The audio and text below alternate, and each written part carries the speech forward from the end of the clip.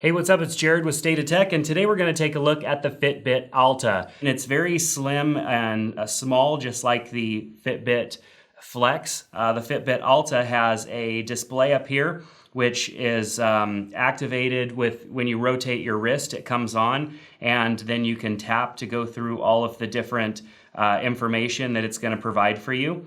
It has 5-day battery life, but I've actually been able to stretch it out to 6 days.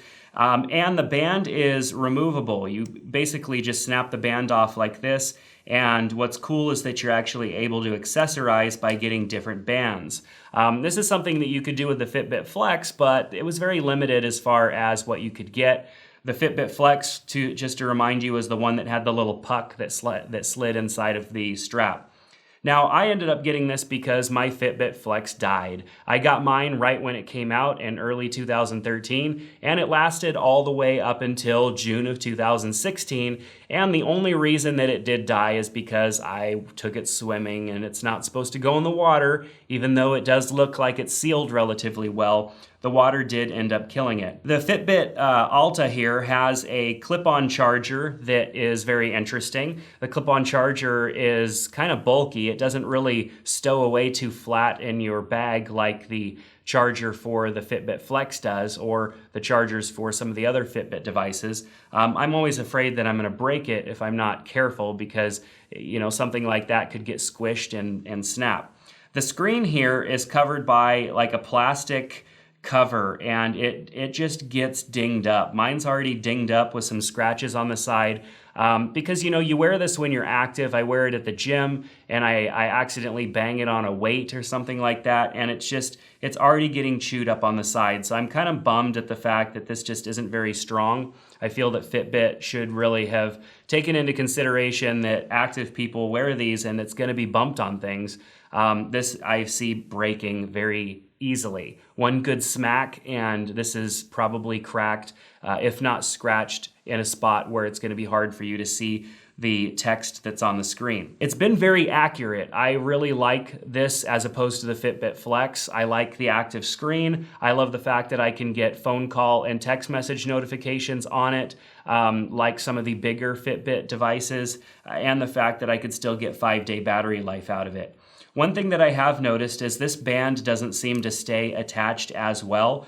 On 6 occasions that I can remember, my Fitbit, just in like picking up one of my kids and setting them down, the edge of the band has kind of just gotten caught on something, and it's popped off and fallen.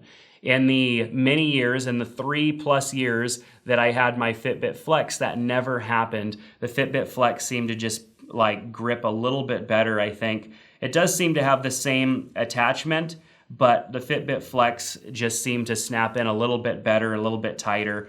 And the band didn't kind of rotate out in a way where you can get something caught underneath it and it could snap off.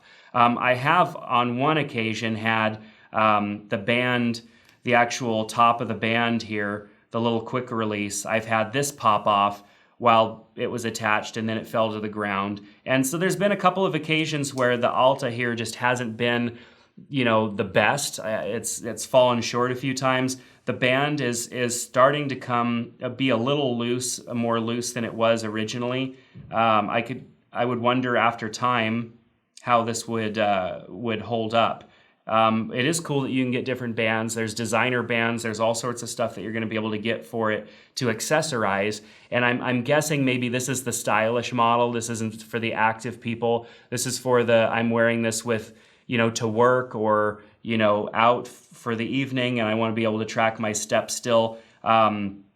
I just don't feel that this is the one that's going to hold up in a very active lifestyle. And I don't have that active of a lifestyle. I just have 3 kids, and I go to the gym sometimes, and mine is already starting to get banged up, and I generally take very good care of my devices. It's just easy to bang up. So the Fitbit Alta, I think it's worth the price if you're considering the Fitbit Alta versus the Fitbit Flex.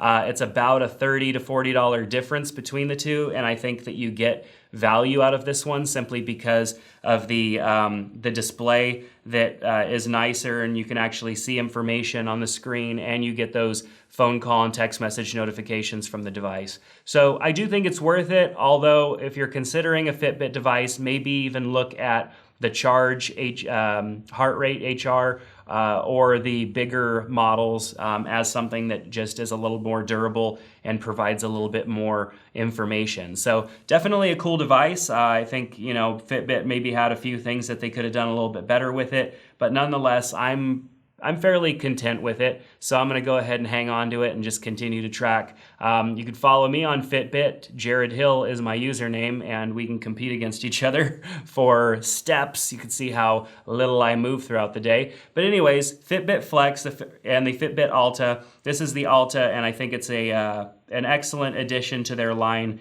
maybe just with a few little things that I think could have been more attention to detail on Fitbit's part. Let me know what you think about Fitbit in the comment section below. Do you have one? What's your favorite Fitbit that you've had? And how many steps do you get on average per day? Thanks for checking out State of Tech. Make sure to like this video or subscribe if you want to continue to receive videos from us. And we hope to see you next time here on State of Tech.